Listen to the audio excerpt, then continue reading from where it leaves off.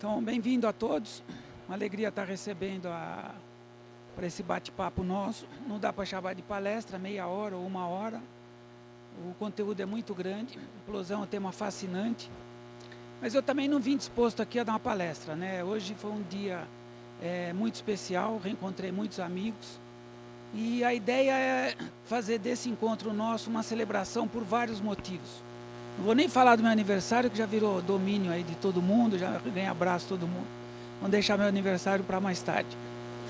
Mas a celebração tem a ver, primeiro, em relação à data, né? O ano que nós estamos vivendo. São 50 anos de implosão no Brasil. A primeira implosão é aquele prédio que vocês estão vendo ali, o Mendes Caldeira. Foi executada no dia 16 de novembro de 1975. Então, esse ano nós completamos aí o cinquentenário das implosões no Brasil. Eu atuo à frente dessa atividade nos últimos 40 anos e convivi muito com aquele que foi o pioneiro das implosões no Brasil, sinônimo de implosão, realmente o grande expoente nessa área. E eu estou aqui na condição de humilde aprendiz e fazendo essa reverência à memória do engenheiro Hugo Takahashi. Então, ao mesmo tempo em que é uma celebração da data, é uma reverência também à memória dele. Ele faleceu em outubro de 90, né? E deixou esse legado com o qual a gente teve esse privilégio aí de conduzir ao longo dessas 4 décadas. A outra celebração é em razão ao momento que nós estamos vivendo. Eu acho que a economia, independente de qualquer conotação política, né? O Brasil tem vida própria, a economia está muito ativa. O Congresso aqui, essa movimentação toda, reflete isso. E eu tenho percebido isso nas implosões. Historicamente falando, foram 4, 5 por ano, né? A década de 80, 90, décadas de 2000. A única vez em que nós tivemos 8 implosões em um ano, foi um ano atípico, em 98, mesmo ano em que tivemos a implosão do Palácio 2. Do ano passado para cá, em 7 meses, nós tivemos 7 implosões, numa média de uma por mês, a maioria com grande repercussão, algumas com risco, colapso, outras representando um desafio técnico. Eu vou querer encerrar a nossa conversa ao final do nosso bate-papo aqui, justamente mostrando um vídeo com a sequência dessas 7 implosões, mostrando a pujança que a atividade está tendo no Brasil, esse momento muito feliz, muito profícuo, né? Com novidades. Temos aí uma dessas 7 implosões, vai concorrer no final do ano a uma das melhores implosões do mundo, tá? Estamos muito otimistas em relação ao resultado. Existem mais 9 implosões em andamento no Brasil, muitas no Nordeste, que é um movimento muito positivo em relação a tudo que aconteceu lá na década de 90. Nós tivemos um movimento muito forte no Nordeste, principalmente no Ceará, né? Com várias implosões. E esse momento está se repetindo no Brasil como um todo. Essas 7 implosões ocorreram aí no Brasil, de norte a sul. Tá? Eu vou dar uma repassada rápida pelo que representa a implosão para cada uma das atividades, lembrando sempre que o ideal é que a implosão fosse usada para a implementação de novos empreendimentos. E nem sempre é assim, infelizmente, ao mesmo tempo em que, felizmente, nós temos essa ferramenta para a solução de problemas relacionados a tragédias, a colapso. Uma pincelada rápida, né? Quais são as principais etapas de uma implosão: análise de estrutura, perfuração, carga e sequenciamento dos tempos. A ciência da implosão está muito mais ligada à parte do sequenciamento dos tempos, produto envolvido. Nós estamos vivendo um momento também que merece uma celebração, que é a passagem, né? Sem tirar o brinel do trono, todas as implosões no Brasil, a partir de 1988, durante todas essas décadas, foi usado com brinel, com excelente resultado. Antes disso, era a espoleta elétrica. A última implosão foi o prédio da CESP na Paulista, comandada pelo engenheiro Hugo Takahashi, e a partir de 88, numa implosão em Itaipu, usamos o brinel com muito sucesso.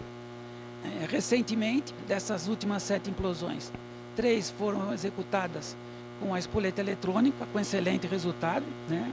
Sempre tendo ao lado aí a equipe da INAEX, a garotada tem mandado muito bem, equipe comandada pelo nosso amigo Corsini de tanto tempo, e a INAEX está de parabéns. a Orica correndo atrás também. Então as empresas estão cada vez mais se qualificando, proporcionando alternativas para aprimorar a técnica, uma técnica que vem sendo reconhecidamente de muita credibilidade no Brasil, e a tendência cada vez mais a gente ter a implosão sendo usada como essa extraordinária ferramenta para grandes transformações urbanas. Na sequência, aí nós temos as medidas cautelares de uma implosão. Nesse momento, hoje no Brasil, nós temos milhares de detonações ocorrendo, né? A implosão talvez seja a atividade onde se debruça com mais segurança do que qualquer outra. Naturalmente que o Brasil hoje atingiu um grau de maturidade e responsabilidade em relação a atividades monte e rocha, mineração, pedreiras em áreas urbanas, túneis, obras especiais. Atingimos um nível de sofisticação. Eu sou um engenheiro de Minas que atua nessa área, tenho o privilégio de ter um reconhecimento técnico por conta de que a implosão ela tem um apelo jornalístico muito forte, tem um carisma popular, então eu acabo aparecendo na fotografia. Nós temos no Brasil aí centenas de engenheiros de Minas muito melhores do que eu, atuando nessa área e não tendo o mesmo reconhecimento. Então é sempre uma oportunidade de homenagear esses nossos colegas que estão à frente dessas atividades. Lembrando, em que pese todo o cuidado, toda a segurança, a gente não tem notícia aí de acidentes acontecendo, então nós temos todo um pacote de segurança de que se reveste essas atividades, e a implosão ela tem uma vantagem muito grande, que o trabalho ele é cercado pela atuação da Defesa Civil, que planeja e coordena o evento, trazendo toda a tranquilidade para nós que estamos à frente desse serviço. É um item que consta também nos procedimentos, nos protocolos de uma implosão. As medidas preventivas passam por medidas cautelares envolvendo a vistoria cautelar, que é a avaliação das condições de contorno, as condições dos imóveis, o monitoramento sismográfico e aquela que representa a maior tranquilidade em relação ao risco de lançamento de fragmentos, que é a colocação de 5 camadas de telas para evitar o ultralançamento de fragmentos, apesar de que a área é isolada, dessa figura do risco em machucar alguém, ela praticamente fica descartada e nós não temos nenhuma demanda, né, nenhum registro, né, de ter machucado alguém, alguma coisa que tenha saído do controle. Eu mencionei que, infelizmente, a implosão é uma extraordinária ferramenta para grandes transformações urbanas do ponto de vista da implantação do empreendimento. Mas, infelizmente, a gente também vive com tragédias. O Palace 2, nós vamos ver o vídeo em seguida, é uma das que teve maior repercussão, né? Foi um trabalho que, infelizmente, morreram 8 pessoas, nós nos deslocamos para lá, chegamos na quarta, a implosão foi no domingo, tivemos que trabalhar numa condição de risco muito grande. Um depoimento meu após a implosão vai deixar um pouco mais claro esse depoimento que eu estou antecipando. O prédio da SESP também foi uma tragédia, um incêndio, onde o engenheiro Takahashi esteve à frente. Foi o maior momento profissional da carreira dele. Implosões para reestruturação urbana, né? Temos vários casos.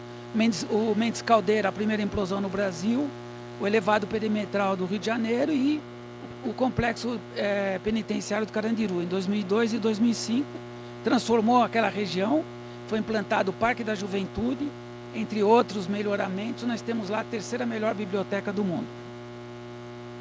Valorização urbana, a imagem ali é do prédio do edifício Birrini, é um dos vídeos que nós vamos ver para ilustrar essa nossa apresentação. Eram 2 prédios, o da frente foi implodido, estava a apenas 3 metros de distância. Esse é um dos exemplos mais emblemáticos que a gente usa no trabalho de convencimento da implosão perante autoridades, perante o cliente, perante a opinião pública em geral. Nós temos situações que levam muita preocupação. Todo mundo gosta de assistir implosão na televisão, mas ninguém gosta da implosão do lado da sua casa. Então tem todo um trabalho de convencimento. A sequência vai contemplar um exemplo ilustrativo de uma implosão que nós fizemos em São José dos Campos, onde nós tivemos todos os ingredientes que fazem parte de um desafio de uma implosão.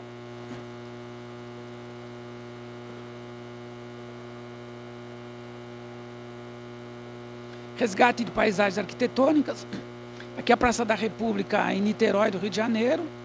Um dos trabalhos mais brilhantes do engenheiro Hugo Takahashi, um prédio de 21 andares, estava no centro dessa praça, cercado por 10 prédios tombados pelo patrimônio histórico. Ele, naquela oportunidade, eu chamo a atenção aí, né? Hugo Takahashi, soluções simples para problemas complexos. Aquelas coisas que quando a pessoa dá a solução, a gente pensa, por que eu não pensei nisso antes? Ele teve uma atuação extraordinária, era um trabalho muito difícil, os prédios estavam apenas a 5 metros, foi a maior implosão em volume de concreto, 20 mil metros cúbicos numa única estrutura. Tá? Ali chama a atenção também outro prédio da antiga Polinter, que é a imagem que vem depois, um prédio na Avenida Presidente Vargas, em frente ao Palácio Itamaraty, um dos maiores acervos arquitetônicos históricos do Brasil. Apenas poucos metros, também executamos esse trabalho. Veio uma comitiva de Brasília, do Itamaraty, para melar a implosão. Fizemos um trabalho de convencimento, conseguimos convencê-los e executar a implosão com sucesso. Hotel Estalamares, um grande hotel na Bahia, que também passou por esse procedimento. Ainda na área da valorização urbana, o Estado da Fonte Nova em 2002, um evento que todos os senhores acompanharam. O grande destaque aqui foi a evacuação de 2.500 residências, centenas de prédios tombados pelo patrimônio histórico. Convivemos lá com o crivo dos 2 milímetros por segundo e esses 2 milímetros por segundo foram respeitados para os prédios tombados, não tivemos nenhuma reclamação. Tá? A propósito de reclamação, gostaria de fazer um parênteses e destacar um dos momentos mais dramáticos, né, na minha carreira, onde atendeu o telefone num evento de implosão, a pessoa do outro lado da linha, um tom ameaçador, reclamando dos danos, vidros quebrados, a casa danificada, trincas para todo lado, e eu ao telefone atendendo e um pouco apreensivo, mas ao final do desabafo dele, eu falei, meu senhor, deve estar vendo algum equívoco, né, porque a implosão é amanhã. Eu falei, amanhã eu ligo então, desculpa. Então, é claro que isso é uma brincadeira, não temos nenhuma demanda envolvendo reclamações com implosão. Em outras décadas, década de 70, 80, as minerações, as pedreiras em áreas urbanas conviviam com esse tipo de problema, e algumas vezes com razão. Hoje no Brasil nós temos aí uma conscientização, uma cultura, né, dos empresários, técnicos qualificados, produtos de última geração, empresas voltadas para a segurança e para o aprimoramento de seus produtos. Então, esse é mais um motivo de nós estarmos aqui celebrando, né, essa fase extraordinária do Brasil, passando por um cuidado cada vez melhor, as boas práticas da engenharia, em destaque aqui especificamente as boas práticas da engenharia de Minas sendo respeitadas, cumprimento de todos os protocolos legais, protocolos técnicos e protocolos de segurança sendo respeitados. Tá bom? Descomissionamento de áreas industriais, esse é um momento extraordinário nessa área também. Desde 1990, a gente tem atuado nessa área de descomissionamento de áreas industriais. Tivemos um exemplo na Poli Brasil, uma obra que era proibido o uso de explosivos. Ao final da desmontagem industrial, fomos executar a demolição convencional. Eles ficaram assustados, convencemos a implosão, fizemos a implosão em condições muito favoráveis. A partir daí, isso foi em 2006, se repetiu e tivemos esse ano agora, em fevereiro, nessa sequência de 7 implosões ao longo de 7 meses, uma implosão na Vale do Rio Doce, uma unidade desativada lá em Salvador, representou um verdadeiro divisor de águas. Mais uma vez, foram usadas as espoletas eletrônicas com excelente resultado e abrindo caminho para o uso dessa ferramenta implosão nas áreas da Vale, que são mais de 40, né? Existe todo um departamento lá de fechamento de mina, e esse raciocínio vale também para as outras minerações. Todas essas empresas têm elefantes brancos em suas unidades, como nós temos elefantes brancos nas grandes cidades, e a implosão está aparecendo aí como uma solução extraordinária do ponto de vista do prazo, do custo e principalmente da segurança, no que pese a mística aí do uso de explosivo nessas situações. Eu falei da comparação, né? Nós tivemos o ano passado, ainda nessa sequência de 7 implosões em pouco tempo, uma implosão em São José dos Campos, uma implosão considerada muito difícil, né? Nós temos ali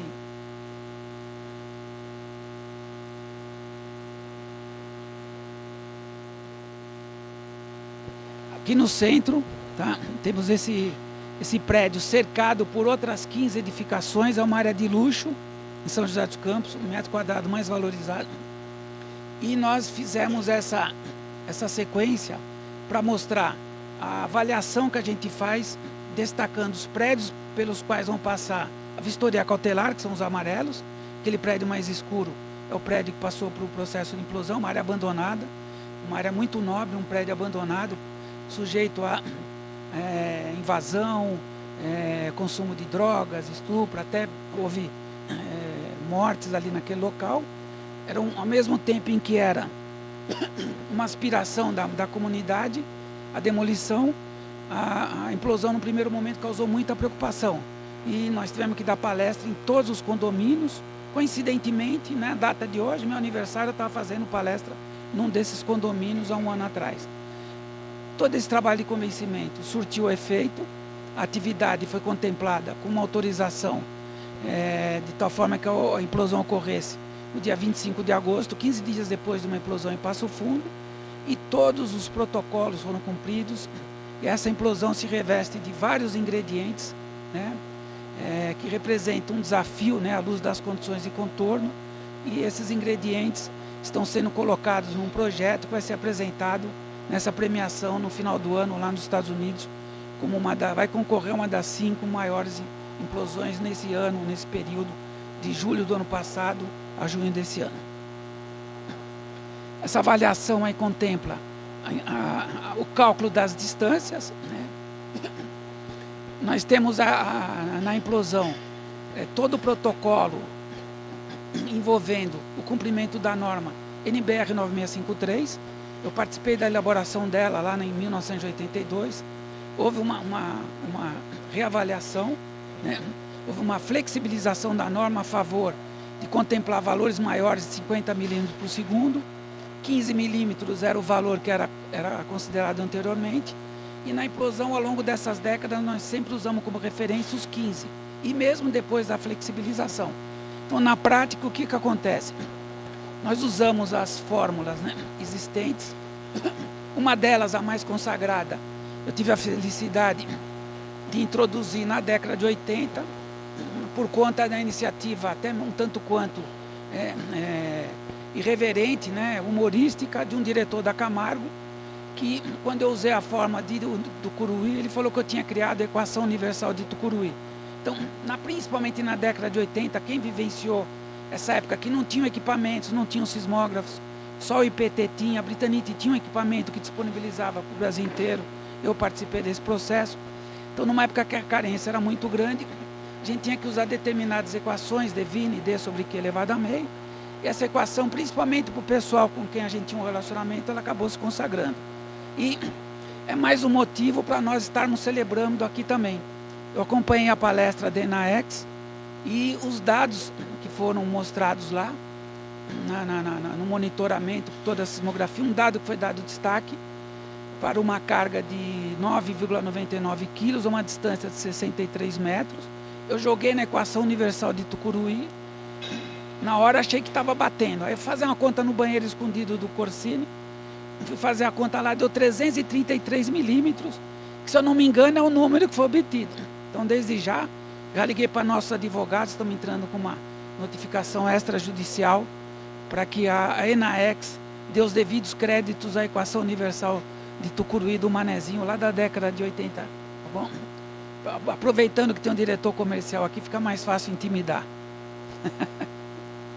Veja então naquela coluna, velocidade esperada a partir dessas equações, fruto de muita experiência, carga máxima por espera, distância, sempre valores, né? A carga máxima por espera à luz das distâncias que aparecem, sempre inferiores a 15, e o monitoramento sismográfico acaba mostrando, revelando que os níveis ficaram abaixo dos 15, independente da frequência. A gente não contempla a frequência, até porque as condições são favoráveis, né? Carga máxima por espera sob controle, você tem um domínio sobre isso. Os pilares têm face livre para todos os lados e as distâncias entram na equação e os números aparecem com muita facilidade.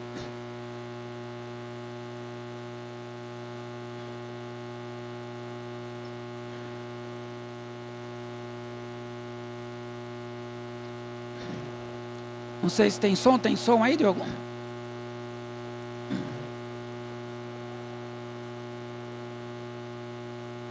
Eu vou voltar.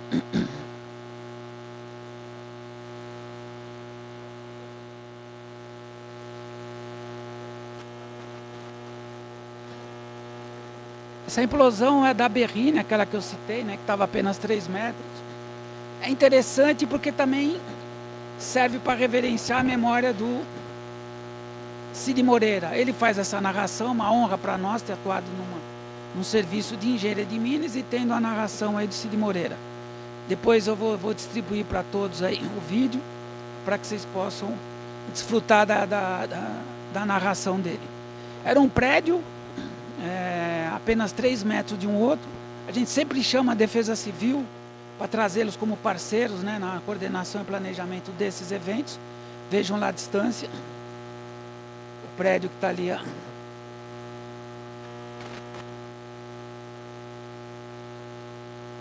Estou apanhando do equipamento aqui. A gente leva a Defesa Civil, o coronel que acompanha o coronel Jair Paca, que acompanhou todas as tragédias lá em São Paulo, ele foi ao local conosco, e quando ele viu aqueles 2 prédios, ele ficou super animado, falou, porra, manezinho, essa implosão aqui vai ser legal, esses 2 prédios e tal.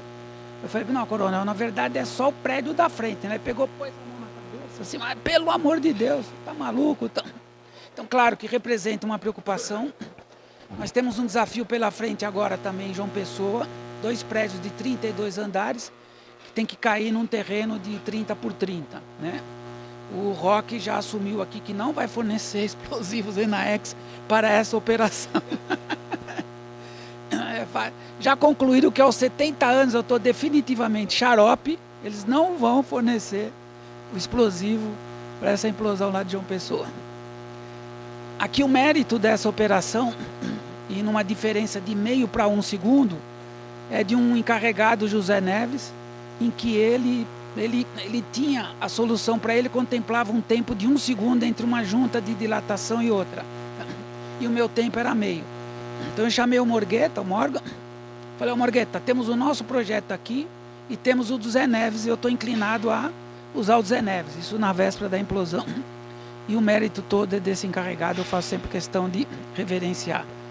Ele, na sequência dele, deu tempo do prédio da frente, que na verdade eram 2, né, de recuar, e o prédio de trás cair sobre a área, praticamente caiu na área de projeção, e é o que precisava ocorrer mesmo, porque não podia nem acertar o prédio atrás, e nem cair na avenida, porque era na Avenida Luiz Carlos Berrini, né, um dos centros financeiros de São Paulo. Então, sem dúvida nenhuma, a gente considera que essa implosão está entre as 3 principais, né, do Brasil, em termos de grau de dificuldade. Essa, Palace 2, que nós vamos ver em seguida, e o prédio da CESP na Paulista. E falando de grau de dificuldade, implosão a gente sempre classifica grau de dificuldade entre 5 e 10, que não tem implosão fácil, já parte de 5.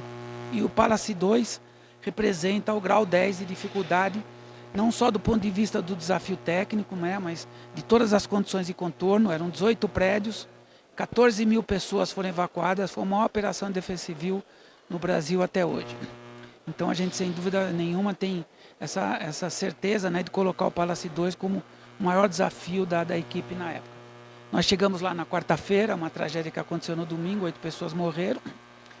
O nosso compromisso era derrubar o prédio, detonando 2 andares, ele teria que cair na vertical, não danificar os prédios vizinhos, e também não poderíamos, a intenção era que não caísse entulho sobre a região da tragédia onde estavam os corpos, para que eles pudessem ser resgatados de imediato, logo após a implosão, e a gente conseguiu isso. Tá? Então vamos ver o vídeo do Palace 2. Você não consegue, Diogo, som? Não? Tá bom. A parte do som seria interessante, que tem um depoimento meu depois da implosão, né? Aparentemente sereno, tranquilo. Vocês não sabem que eu gastei de fralda naquela oportunidade lá. Metade do orçamento foi com fralda.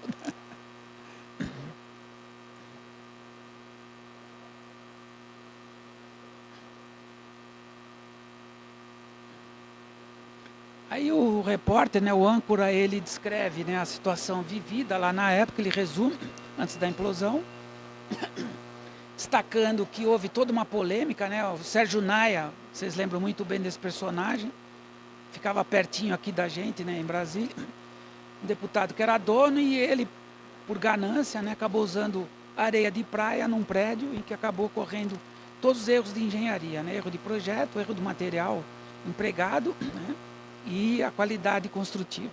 Tudo deixou a desejar, acabou gerando uma tragédia em pleno carnaval, onde 8 pessoas morreram, sendo que teve situações em que o filho do zelador foi buscar um sanduíche, voltou a pegar um sanduíche, que a Defesa Civil tinha feito um trabalho extraordinário, conseguiu tirar as pessoas em pleno carnaval. Uma menina foi buscar uma fantasia e uma mãe trocou a filha para pegar a bolsa, a mãe saiu do prédio e a filha ficou. Então a mãe viu a filha caindo. Nós usaríamos 50 quilos de dinamite previstos para a implosão em 2 andares. Os riscos que apareceram no decorrer do processo fizeram com que a gente só furasse menos de um andar, 1/3 do total, e dos 50 quilos usamos apenas 16. 16 quilos praticamente cabem numa caixa de sapato. 16 quilos cabem praticamente numa caixa de sapato, e eu até dou o meu depoimento algumas vezes, dizendo que, apesar de toda a experiência que foi adotada, tinha uma equipe muito boa lá, com toda a experiência, com todo esforço, a gente admitiu na época, até tivemos alguma sorte, tá? Mas é o tal negócio, né? Até goleiro bom, precisa que a bola bate na trave de vez em quando, mas foi um trabalho que representou aí um momento muito dramático, né? Causou preocupação para todas as pessoas às quais a gente estava ligada. Minha mãe ligava para minha prima ligava falando que eu tinha que voltar para São Paulo, volta para casa, enfim. Eu estava com muito medo, eu passei pelo processo todo com muito medo. A implosão foi no sábado, né? E de sexta para sábado, eu dormi num carro lá no banco de trás de um carro, acordava e torcendo para o prédio desabar, porque já tinha tido um colapso subsequente à tragédia. E acordei várias vezes. Quando foi às 5 da manhã, que eu acordei, eu vi que o prédio está lá, eu falei, agora vai ter que derrubar mesmo, não tinha como fugir.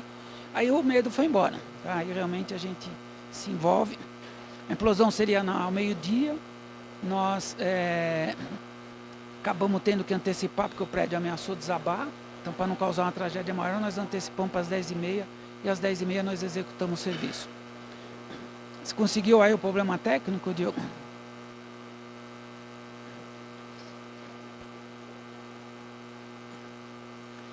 No vídeo do Palace 2, chama muita atenção o fato de que as condições de contorno lá realmente eram muito delicadas. Tinha prédio lá a 10 metros, né? E nós na época, já posso contar isso, porque já prescreveu, passou os 20 anos. Nós tomamos a decisão de não usar retardos. A detonação foi instantânea, né? Por conta da correria. Eu errei no momento da decisão do produto a ser usado. Na época, ainda a Britanite, tinha um produto que chamava... era uma carga moldada para perfurar a chapa de aço. Furava 22 gramas, furava 22 centímetros de aço. E teria essa opção. E, no entanto, a gente estava confiando, a equipe confiava que a condição de estabilidade era razoável. O engenheiro da prefeitura tinha certeza que o prédio ia cair a qualquer momento. Ele entrava no prédio tremendo, babando, né? E nós, com essa quase convicção de que o risco não era tão grande, mas diante do desespero dele, nós escoramos o prédio nos 2 andares de estacionamento com dormentes, né? E aí tomamos a decisão de usar o produto que não é esse, né? O Hiperjet, lembrei o nome, Hiperjet, uma carguinha fantástica que perfura revestimento de aço em poços de petróleo. E seria uma solução bastante interessante para a época. Mas nós adotamos, e eu tive que tomar essa decisão de a única detonação, a única implosão no Brasil foi detonada instantaneamente. Então toda a carga explosiva, aí entra um pouco da experiência, né? Eu tinha trabalhado já em Tucuruí, controle de vibrações, Britanite, vários anos.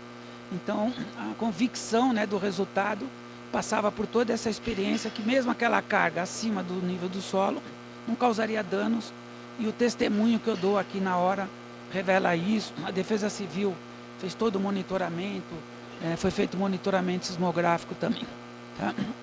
Então é uma informação importante à luz de uma necessidade imperiosa para que não ocorresse risco. Nós só tínhamos ali cordel e o retado, né?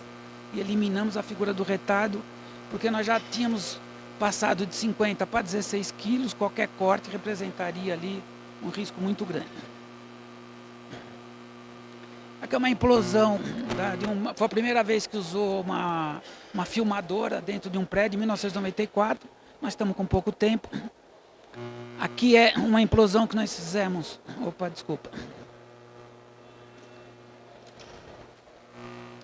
essa aqui foi a primeira implosão no Ceará. Ela é curtinha, a anterior também, foi uma implosão que nós fizemos no Rio Grande do Sul, é curta. Podemos passar mais por conta da visualização aí. Isso foi em 94, no Ceará, e agora nós vamos ter uma implosão a 100 metros desse prédio. Está para sair também lá no Ceará, essa implosão de um prédio na mesma região. Era um prédio cercado por prédios de luxo, pegava todo o quarteirão. Foram usados 100 quilos de explosivo. Eu brinco, na época tinha um coqueiro que fazia parte no projeto do Burle Marx, e nós protegemos o coqueiro. Brincamos na época aí classificando isso como uma implosão ecológica.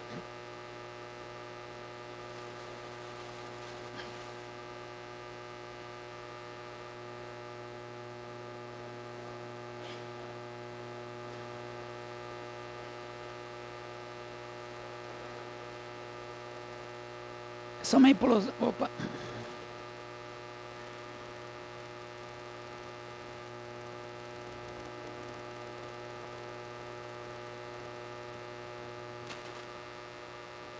Você consegue, Diogo, acionar essa aí?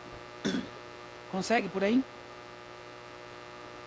Desculpa aí, pessoal, a garganta... Fiquei dando risada com o pessoal da Enaex aí por mais de 1 hora. Já era uma sabotagem, vocês já tinham planejado.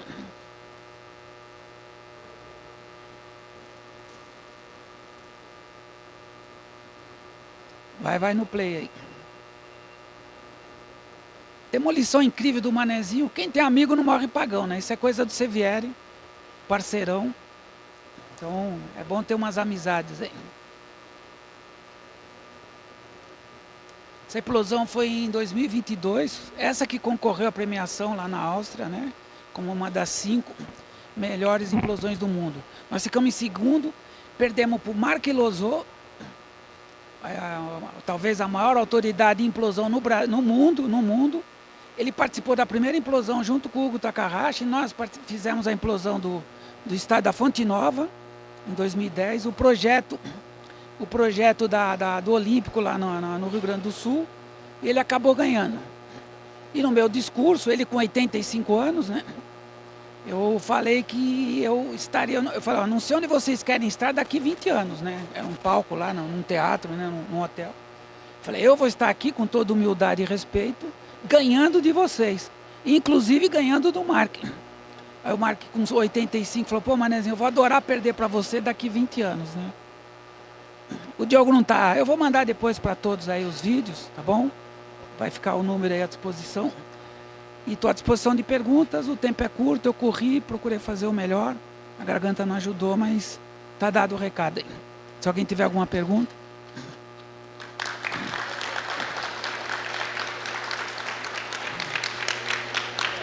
Eu te sacaneei, né?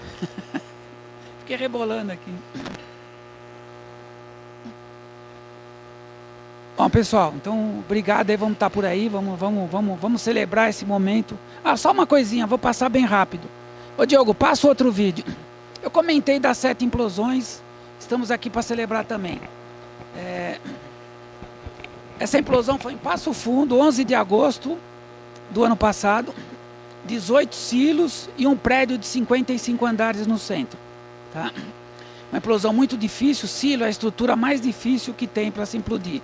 Esse é o de São José dos Campos, tem todos os ingredientes aí para concorrer a essa premiação, uma área super nobre, usamos pneu no subsolo para diminuir vibração, piscina para diminuir poeira e assim por diante.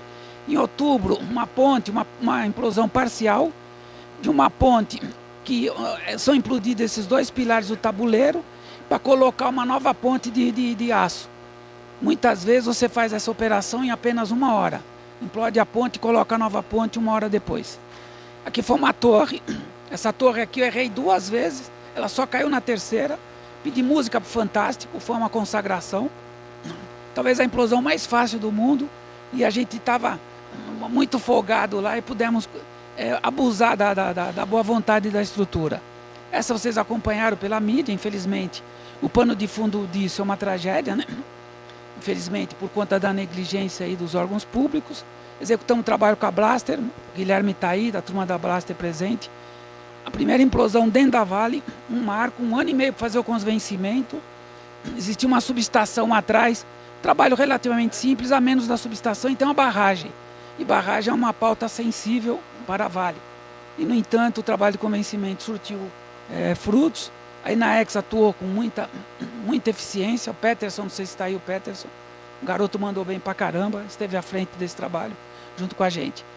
Aqui uma máquina, a detonação era de cabos de aço de 4 polegadas, mas aí pediram para a gente dar uma arregaçada na máquina, a gente partiu para a ignorância, Mas um desafio, e aqui ficamos à vontade, quando entraram em contato conosco a respeito desse equipamento, essa Clamichel, se a gente já tinha feito detonação de cabos de aço de 4 polegadas. Aí eu fui resgatar, a primeira implosão no Brasil de estrutura metálica com carga moldada foi em janeiro de 83, um trabalho desenvolvido pela Britanite em Itaipu. A Britanite se apresentou para fazer o corte dos cabos de torres de lançamento de concreto, um trabalho extraordinário. Aqueles que depois pegarem meu WhatsApp, eu mando isso tudo há 40 anos atrás, praticamente o mesmo projeto desenvolvido pela Britanite lá atrás, foi aplicado pela RJC na mineração Rio do Norte, com excelente resultado. Pode repetir as palmas, eu agradeço.